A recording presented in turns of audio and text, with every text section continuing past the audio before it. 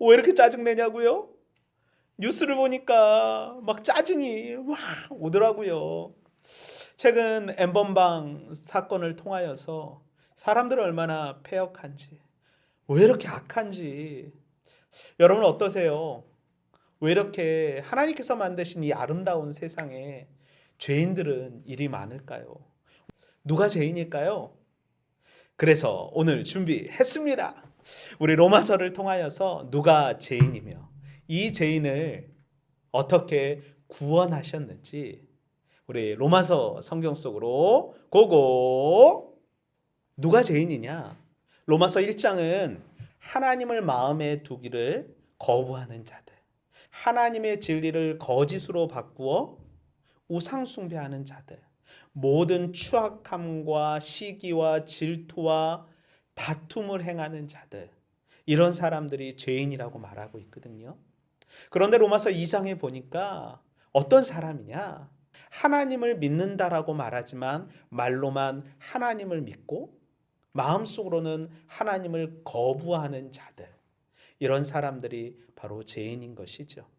그래서 로마서 3장은 모든 사람들이 죄를 범하여서 하나님의 영광에 이르지 못하였다라고 말하고 있습니다. 그럼 이 세상에는 죄인밖에 없을까요?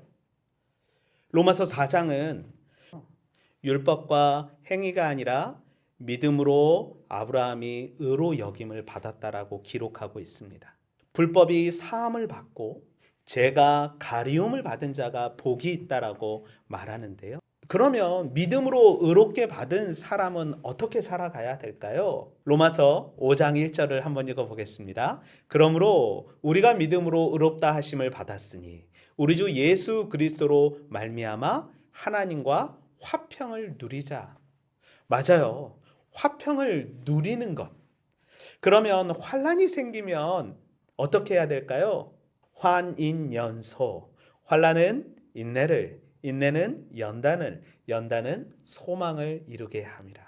그래서 우리는 더 이상 죄로부터 얽매이는 사람이 아니라 죄로부터 자유함을 얻게 된 사람입니다. 로마서 6장은 말하고 있거든요.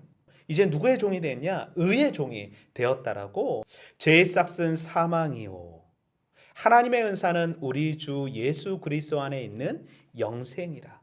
예수 그리스도를 통하여서 사망에서 영생으로 옮기움을 받은 자가 된 것이죠. 영생을 소유한 사람은 이제 더 이상 이렇게 고백하지 않아요. 오라 나는 공고한 사람이다. 이 사망의 몸에서 누가 나를 건져내랴. 이 모든 것을 가능케 하시는 분, 우리 주 예수 그리스도이십니다. 그러므로 이제 그리스도 예수 안에 있는 자에게는 결코 정죄함이 없나니 이는 그리스도 예수 안에 있는 생명의 성령의 법이 죄와 사망의 법에서 너를 해방하였음이라. 해방. 우리를 자유케 하셨습니다. 육신의 생각은 사망이었지만 영의 생각은 생명과 평안입니다. 그 어느 누구도 우리 주 예수 그리스도 안에서 하나님의 사랑을 끊을 수 없습니다. 약 78억의 인구 가운데 하나님께서 우리를 택하셔서 우리를 의인 삼아 주셨다라는 거예요. 말이 안 되죠?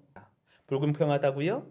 그래서 로마서 9장은 토기장이가 토기를 만드는 것의 권한이 토기에게 있는 것이 아니라 나에게 있음을, 선택하고 예정되었음을 말하는 것이죠. 주님의 능력을 보이고 주님의 이름을 온 땅에 전파해야 합니다.